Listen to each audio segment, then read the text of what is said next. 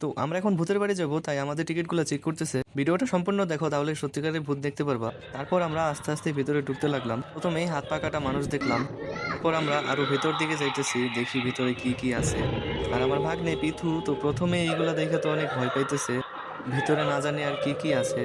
ভূতগুলা দেখা যত না ভয় পাইতেছি, সাউন্ডগুলা শুই না তত হাসি আসতেছে। ওরে বাবা, 2 মাথাওয়ালা ভূত।